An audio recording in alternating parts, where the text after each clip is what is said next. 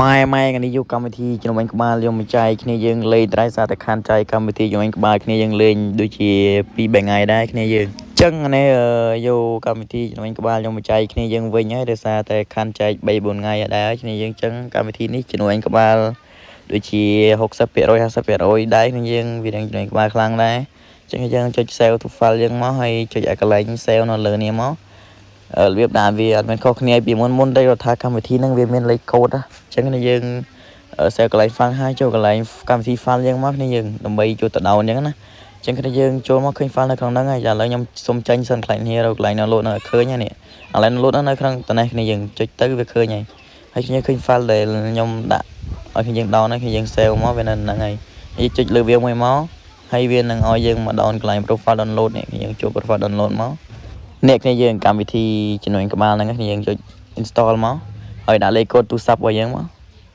ហើយចុច next លើមួយទៀតមកហើយចុច download មួយទៀតមកហើយវាបានហើយគ្នាយើងនឹងឃើញនៅក្នុង home screen របស់យើងនៅក្នុងទូរស័ព្ទរបស់យើងនេះកម្មវិធីនេះគ្នាយើងហើយមានលេខកូដណាបញ្ជាក់កម្មវិធីនេះមានលេខកូដហើយលេខកូដខ្ញុំតម្លាក់ឲ្យនៅក្នុងchannel Telegram របស់ខ្ញុំហើយ link channel Telegram របស់ខ្ញុំនៅក្នុង comment គ្នាយើងឥឡូវខ្ញុំសុំធ្វើការវាយលេខកូដសិនដើម្បីចូលទៅ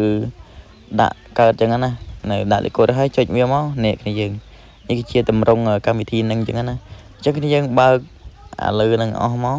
ហើយគ្នាយើងដាក់ភេទទូរស័ព្ទយើងដាក់ iOS មកហ្នឹងដាក់បាននៅ iOS និង Android គ្នាយើងអញ្ចឹងយើងចុចអាក្រោមមកឥឡូវវាកំពុងដំណើរការដល់យើងចុចទៅវាកំពុងដំណើរការទៅវាដើរចប់វានឹងចូលហ្គេមអូតូគ្នាយើងឥឡូវគឺថាវាកំពុងចូលហ្គេមអញ្ចឹងខ្ញុំនៅធ្វើការចូលទៅបាញ់តែគ្នាយើងមើលអញ្ចឹងណាឥឡូវកុំឲ្យវីដេអូហ្នឹងវែងពេកឥឡូវខ្ញុំកាត់បដ ாய் គ្នាយើងឥឡូវចូលមកមើលខ្ញុំបាញ់អស់គ្នាហើយគ្នាយើងដាក់កម្មវិធីជំនួយនឹងហើយយើងបាញ់លើកក្បាលផងបន្តិចបាញ់អត់លើកអត់ចូលក្បាលតិចថាខ្ញុំបោកជឹង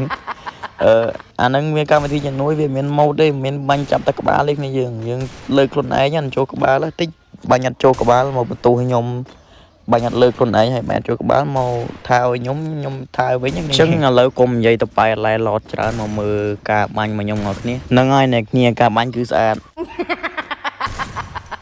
ចឹងបើអ្នកគ្នាចង់បានកម្មវិធីជំនាញក្បាលហ្នឹងឬក៏លេខកូដរបស់វាអីហ្នឹងនៅក្នុង channel Telegram របស់ខ្ញុំហើយ link channel Telegram ខ្ញុំតម្លាក់នៅក្រោម comment